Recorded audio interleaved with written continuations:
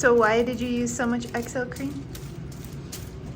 Your normal color out of the tube has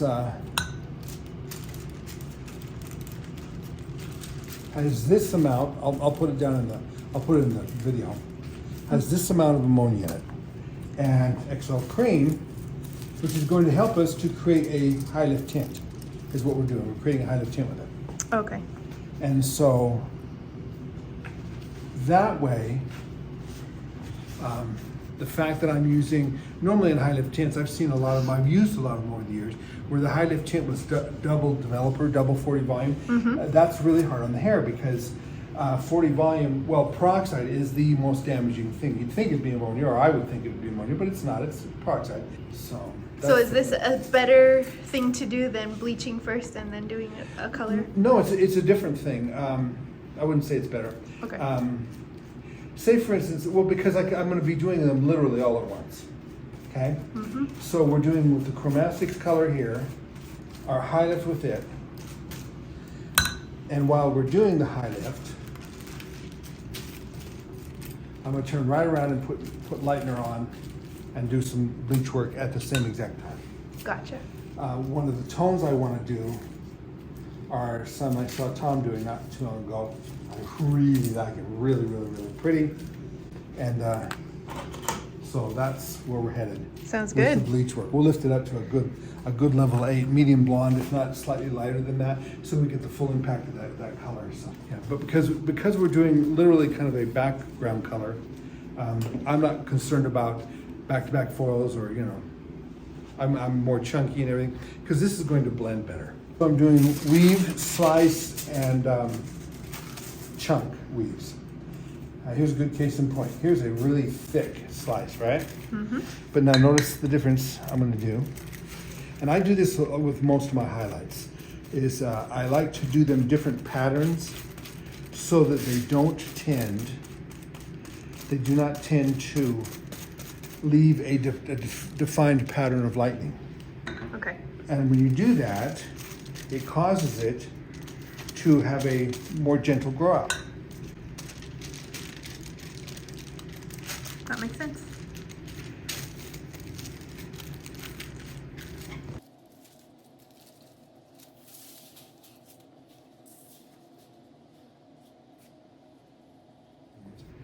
Okay, so this time, nice and a lot of it, but nice and small. See? Yep. I've been noticing every so often, every couple of years, some manufacturer breaks out with a comb, a weaving comb. Yeah. And I don't mind them. I used them early days, years ago. I liked it pretty good. But you notice how erratic these are, big, small, big, small? It looks way more natural if you can stick to that pattern. Where it's just very random by comparison. So I really do like that better. It's not so solid of an application. Whenever I see someone comes along and the pattern's just real defined, Yes. that grow out's going to show really fast. Oh yeah, for sure. I wouldn't highlight hair if she said, well, can I highlight it like once or twice a year? This isn't the pattern I do for that. But it does give me a lot of variation, and I like that. Yeah. I'm going to do one more. I'm just above what would be the occipital bone, and I'm doing the top of the ears on the sides, or what would be the top of the ears on the sides, if she had an occipital bone. And I guess she has ears, I don't know. I guess so. Guess we haven't really looked. Yeah, I like this type of highlight a lot better because the ones that were really popular in the 2000s that I ended up getting sucked into getting were very zebra-like and Super stripy? very, very all the same width, Yeah. which ended up growing out really badly. Yeah. Well, you know what I found is most clients, if you sit down and talk to them and ask them, where do you see yourself? This has been on your head for 3, 4, 6 months. How do you see it? How does it look to you? And then go from that. See what they say. I've yet to have anybody tell me that they want to be high maintenance, and they don't care. They don't care how often they're in the salon. Most people have a little bit of a preference Yes. to do other things in their lives. So I could leave this here, but I want to take and just create a little bit more blend. So what I'm going to do is I'm going to take from ear to ear, go this way, then this way, then this way. And I'm just going to do 3 in here. And while I'm doing that, if you'd be so kind, I'm going to have you go ahead and mix up our bleach. And so let's try the, there's some Redken Flash Lift. Let's try that with this and see the kind of tonality we get using the Redken Flash Lift. Okay. Okay? Sounds good. Thanks. So we're using my supplier gave me these. They wanted me to try this out. I've been working with it for a little while now. Redken Flash Lift Bonder is what I'm using. Excuse me, Flash Lift, not Flash Lift Bonder. Okay, and so we're using 60 grams of powder lightener, okay, along with 7 grams of XL, regular XL and chromatics. Now, why can I do that? Because basically, it's the same base. It's the same base as you would use no matter what line it was. So what I'm doing is I put it in here because if I don't, this comes out really dry and flaky. And so this keeps it nice and moist, and I like that about it. Cool. So, makes it very nice for that. One of my first impressions about this, and it's just me, is I don't prefer blue in the lighteners. And what I've observed about them is that the blue, if it affects the color at all, it doesn't affect it for that long. And so I'm not real big on it. They're okay. I do have I've used this lightener a few times, and I do like what it's done. So we're doing that with these. Here's my chromatics, my Highlift Brown.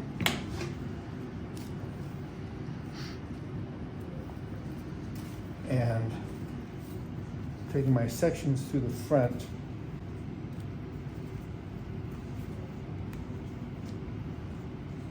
And getting them nice and a little bit off of each one. Thinner by comparison, particularly to the Highlift Brown. I'm not sure that this is going to record very well at all, audio-wise, but we'll find out now. It should be good. One would hope. You're not that far. Yeah.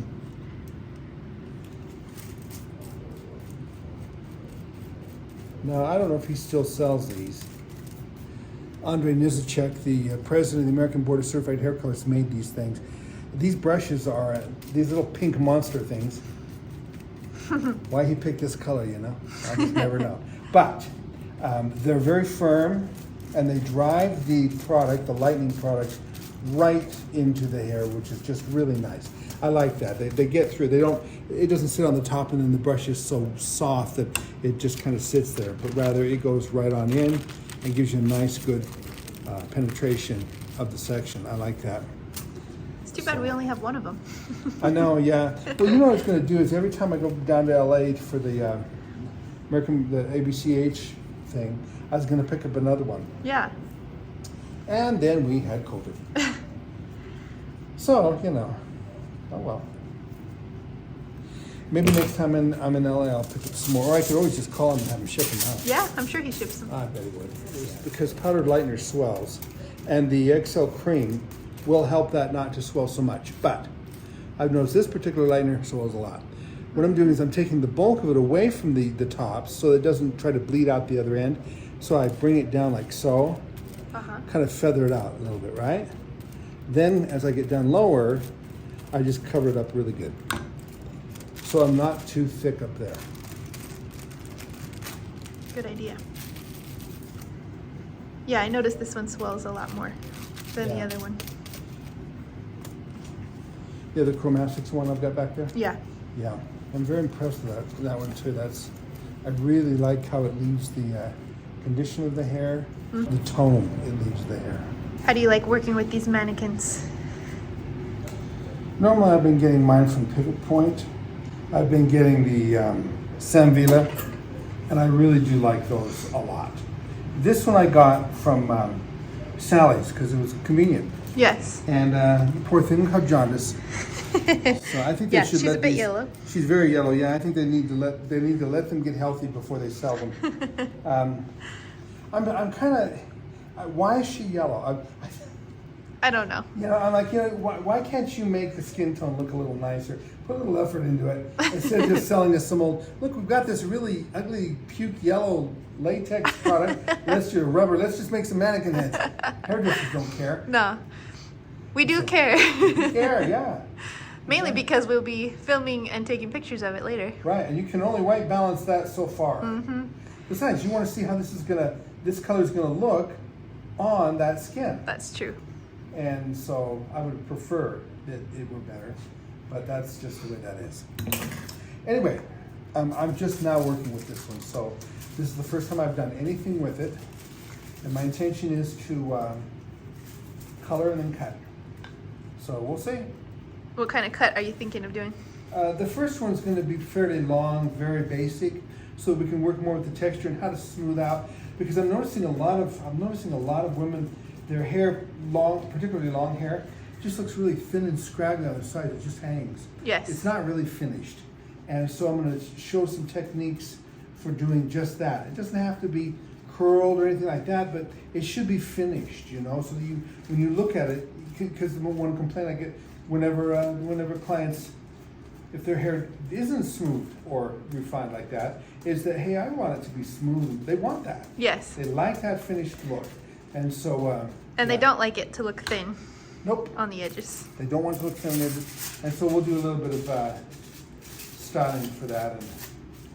And then I've got some ideas for future haircuts with this young lady. We'll have to see, though. It depends on whether or not she gets out of the doctor's office from doing jaundice. Hopefully she recovers from liver disease. Right? And here's the finished product. Nice, rich brown. Really quite pretty. You can see on the left, the mannequin, when I start off, how nice and warm it was. Very red, very auburn in tone. And then very neutral on the right here. I then finished by using a Velcro set on dry hair. I did a basic cut and then did a Velcro set on dry hair just to create a nice smooth finish. I will put a link in the description portion of this video going to this Highlift Brunette technique. I've used it several times since then, and I really do like it. I think you might want to check it out too. Now, on to the rest of our video. Notice that bleach, even though it's swollen so much because it's a powder, how it still has a bit of a creamy texture and how it's holding on pretty well. Yeah. It's not swelling out of the bowl for us. I like that about it. It's not drying out of the bowl. When I've used this particular lightener on other projects, kind of experiment, it would always get kind of a pasty, flaky texture on the foil. That's not my favorite. Because what that does is it separates off the lightener separates off the foil and off the hair. But look at this. When you do it this way, see how much better it does? Now granted, and this is always true with these guys, not Redken, powdered lightener, you want to come back in at some point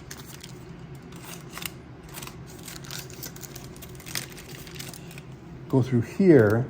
One of the reasons why I really like this brush, and just push that on in some more. Look at that, nice and creamy. So sometimes you got to go in and talk to it again. So what would you say is one of your most favorite techniques with hair color? What it is for me is when someone comes in, a client comes in, and you can tell that, they just haven't really had the best color.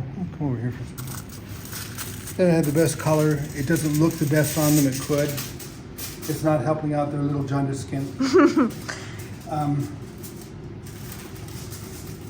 bunch of ideas will pop in your mind. If we did this, we could get that. Once we settle on something that she's comfortable with, getting in there and creating something that just makes her look her best, that's your favorite. That's the favorite. Whatever it might be on any given approach. That smile at the end of it, that's what you're going for. Getting paid, that's a bonus. It is cool that you get to be creative with it too. I find that I tend to use a lot of super glazing. For those people who use chromastics, they know what that is. I really, really like that. I have, for years, been manipulating the ammonia content, if at all possible, with my products. And then when I couldn't get from other product lines what I wanted to create a more gentle effect, I quit using them. Yeah, the reason why is that it's like it just wasn't rich enough, shiny enough, gentle enough. And of course, you know, product companies, they send out educators. Those educators are going to tell you what they are taught to teach. Right. Well, I worked for a company for a while, and I liked all their products. But what I learned is that I'm not going to. There are things that chemically seem right, and things that chemically could be improved upon, and I'm not going to say, "Oh no, this is the be-all, end-all." In fact, when I know it's nowhere near it. Right. So I remember one time being at a hair show, and because I had white hair, they started asking me from the stage what I thought about the way they were toning the hair. And I kept declining to comment, and they just wouldn't leave it alone. Wouldn't leave it alone. And no, what do you think of this? What do you think of this? So finally I told them, and because they asked in a room full of people, several hundred people, I just told them, well, look, because all you have is something without AMP as an alkalizer, and it has something more aggressive in it, then that's all you're using. This group had even toned some of their hair, toned some of their highlighting work with permanent color. That's not good for the hair. That will ruin the hair. Sure. And so the thing that was bothering me was, as I'm watching them do some of the work they're doing, is that there are a bunch of hairdressers in that room. They're going to do exactly what I did at their age. They're going to believe them, and they're going to go back. And this is what I learned from watching people like this: is don't go back and try this on clients. No. Get a hold of pivot point. Get some yak hair. I think it's yak. It might be goat. I don't know. Get some from pivot hair. They're not going to steer you wrong. Get some pivot hair, and test things out. Yes. And then test them out on mannequins. This is probably a more expensive way to do this. Right. But you know, what do we care? We throw caution to the wind and money at the wall. We don't care. Better that than doing it on someone's hair and having them hate it. Exactly. You don't want on top of everything else going on in this world right now, you don't want people to go, oh, and I went to the hairdresser and I had a terrible experience. Right. Really, on top of everything else, you want to have a bad experience at the hair salon? Of course you do not. So you want to find ways to make it better. So, before you try anything you see me doing, either get a mannequin or get some swatches and test it. See what you think. Yeah. See how it washes out. See how you feel about it. All that kind of stuff. So, you know, anyway, yeah. I think that's a good idea. Makes me feel good about it. For sure. And then trying it on different types of hair too, I'm sure. Right, yeah, because you have to remember, like when it comes to color work, as an example, this is some pretty coarse hair. It's not super thick, but it's coarse. Hair color it was designed for medium. There's medium, fine, medium, coarse. Hair color is made for medium textured hair. So you have to think in those terms. That's what it's made for. So you see me using a boatload of product. Right. Why? Well, because I don't want there to be too little. You want to saturate that. If it's a lot and it costs a lot of money, raise your price. Yes. Don't cheap out on it and then try to, oh, well, I'm going to save you money. Don't insult clients. If they want it done right, tell them what it takes. Let them decide if they're going to go for that or not. Yeah. Don't try telling them how it needs to be done and how you're going to do them such a great and terrific favor. I'm going to bring that down just a little bit. Right there. There. You see we're kind of golden here though, huh? We are. That's okay, as long as I can get that lighter. So, okay. Let's grab a timer and set it for 30 minutes.